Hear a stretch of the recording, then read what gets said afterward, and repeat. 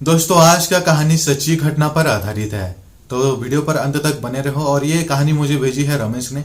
वो मुझे इंस्टाग्राम पर मैसेज करके भेजी थी ये कहानी। तो मैं आगे की कहानी रमेश के पॉइंट ऑफ व्यू से सुनाने वाला हूँ, ताकि आपको देखने में भी थोड़ा इंटरेस्ट लगे। तो वीडियो को शुरू करने से पहले थोड़ा वीडियो को लाइक कर दो, ताकि मैं और ऐसे ही मज़ेदार वीडियो बनाते रहूँ।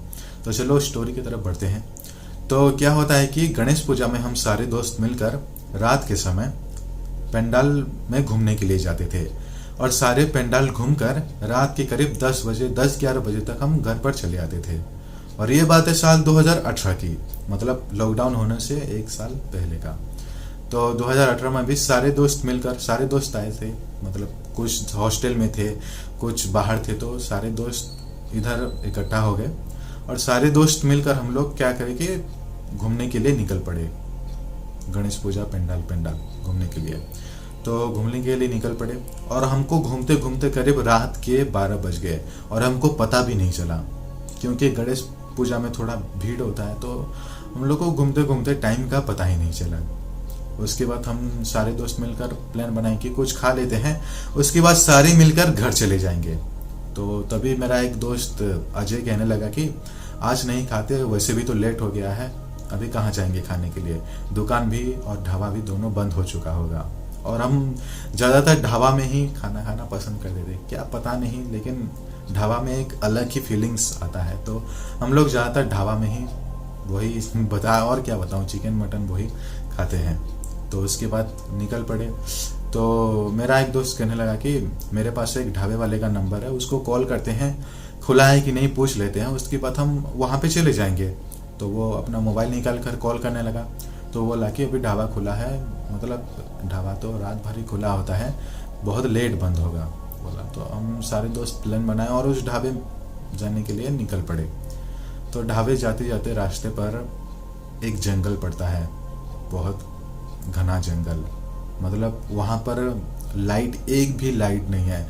मतलब हम लोगों को सिर्फ बाइक के लाइट से ही आगे बढ़ना था, ठीक है। तो एक भी लाइट नहीं था और हमारे पास मोबाइल था। और सबसे अजीब बात तो ये है कि वहाँ पे नेटवर्क बहुत कम पकड़ता है, क्योंकि फॉरेस्ट एरिया में आप सभी को पता होगा कि नेटवर्क का बहुत प्रॉब्लम होता है। तो वैसे करके हम निकल पड़े। तो सारे दोस्त मिलकर पैसे कलेक्ट किए और ढाबा के लिए निकल पड़े। तो रास्ते पर जाते समय हमको रास्ते पर एक छोटा बच्चा दिखाई दिया। हम सब उस छोटे बच्चे को देख के शौक हो गए कि ये बच्चा इतना रात को यहाँ पर क्या कर रहा है। उसके बाद मेरा दोस्त अजय कहने लगा कि बेटा कौन हो तुम और यहाँ पर क्या कर रहे हो इतनी रात को। वो बच्चा कुछ नहीं कहा और दौड़ते हुए जंगल की तरफ चला गया। लेकिन उस बच्चे को देखकर मुझे थोड़ा सा अजीब लग रहा था, क्योंकि उसके चेहरे से एक अजीब सा चमक आ रहा था और उसके शरीर पर बहुत से घाव के भी निशान थे। उसके बाद हम प्लान बनाए कि ये कोई शैतान का बच्चा होगा, भूत ऊत होगा। मतलब खाली रास्ते में अगर आप किसी को अगर देख लो अनजान रास्ते पर, तो आपको वैसे भी डर लग जाएगा। और छोटा बच्चा है तो आपको तो मतलब समझ सकते हो आप भी। तो वैसा हालत मेरा भी हो चुका था। तो उसके बाद हम क्या किए कि उस बच्चे का पीछा करने लगे। मैं बोल रहा था कि पीछा नहीं करते, कुछ और होगा, जाने दो, कोई भूत ऊत होगा, भूत का बच्चा होगा। वैसे भी जंगल का रास्ता था तो डर भी वैसे भी मेरे को लग रहा था। तो मैं सारे दोस्तों को ऐसे कहने लगा। तो वो बोले कि नहीं, वो मदद के चक्कर में होगा, ऐसे में मदद नहीं करेंगे तो और कब करेंगे। उसके बाद हम सारे दोस्त मिलकर गाड़ी को साइड में लगा लिए, मतलब रास्ते के साइड पर लगाकर लाइन बाय लाइन गाड़ी को लगाकर हम जंगल के अंदर जाने लगे उस बच्चे को ढूंढने के लिए। आखिर वो बच्चा कौन था और यहाँ पर रास्ते पर आधी रात को क्या कर रहा था। उसके बाद हम जंगल के अंदर जाने लगे और हम आधे ही रास्ते गए थे कि जंगल के अंदर से किसी का चीखने का आवाज जोर से आने लगा। और उस चीख को सुनकर ना भाई, मैं क्या बताऊं, पूरा मैं थर थर कांपने लगा था। वो चीख इतना भयानक था और यकीन मानो मैं डर के मारे वहां से रिटर्न आ गया। मैं बोला कि तुमको जाना है तो जाओ भाई, मैं और आगे नहीं जा सकता, क्योंकि उस चीख से मेरे पसीने छूटने लगे थे। उसके बाद हम सारे दोस्त प्लान बनाए कि जाएंगे तो उसको बचा लेंगे, शायद वो मदद के चक्कर में होगा। तो मैं बोला कि जिसको जाना है जाओ, मैं तो नहीं जाऊंगा। उसके बाद मैं आकर बाइक के पास खड़ा हो गया। उसके बाद वो अंदर जाने लगे और कुछ देर बाद वो चारों ना दौड़ते हुए बाहर आए। लिटरली मैं बता रहा हूँ, वो दौड़ते हुए बाहर आए और सबके चेहरे पर एक खौफ, मतलब जो डर होता है ना, वो असली वाला वो डर था। उसके बाद सब गाड़ी स्टार्ट करके मेरे को, अजय गाड़ी एक तो स्टार्ट किया और मेरे को बोला कि जल्दी गाड़ी में बैठ, यहाँ से भागते हैं।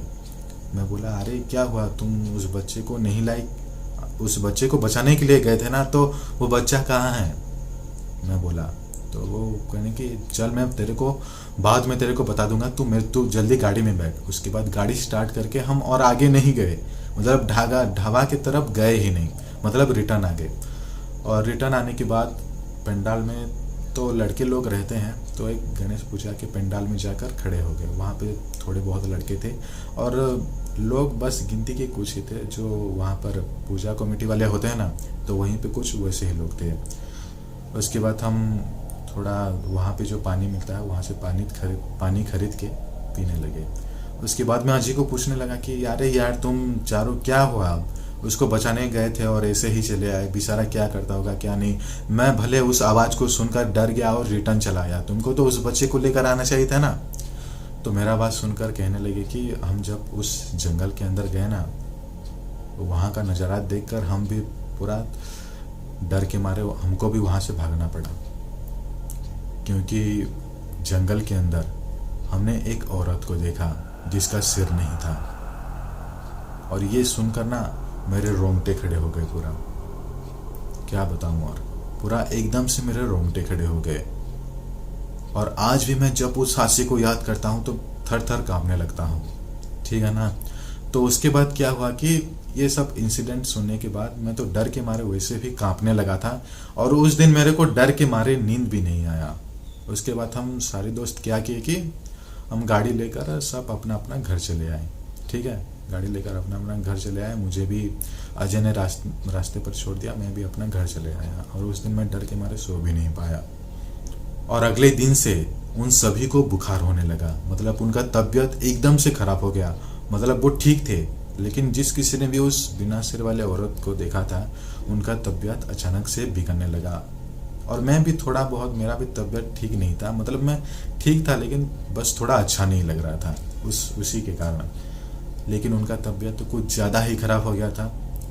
तो उसके बाद वो हॉस्पिटल गए, बहुत दौड़े हॉस्पिटल पर, लेकिन कुछ फ़ायदा नहीं हुआ। बहुत टेबलेट्स भी खाए, कुछ फ़ायदा हुआ ही नहीं।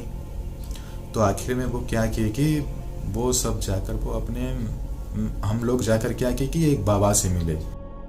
उसके बाद वो बाबा कहने लगा कि इस ताबीज़ को ले जाओ, मतलब इस ताबीज़ को पहनने के बाद तुम्हारे पास कोई भी बुरी शक्ति नहीं आ पाएगी।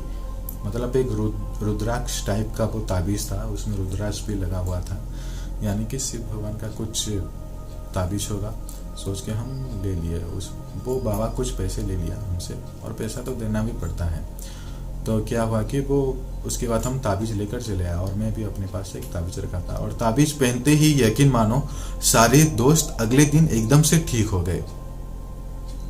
लेकिन जो एक लड़का था ना, उसका तबीयत अभी भी बहुत ख़राब था, जो कि सबसे पहले था, यानी कि वो पहले लाइन में था। मतलब जो जंगल के अंदर जा रहे थे ना, तो वो सबसे पहले था, और वो और कोई नहीं बल्कि अजय ही था, ठीक है ना। तो उसका तबीयत भी कुछ दिनों के बाद ठीक हो गया। लेकिन इस इंसिडेंट को आज भी जब हम लोग बैठकर बातें करते हैं ना, तो थर थर कांपने लगते हैं।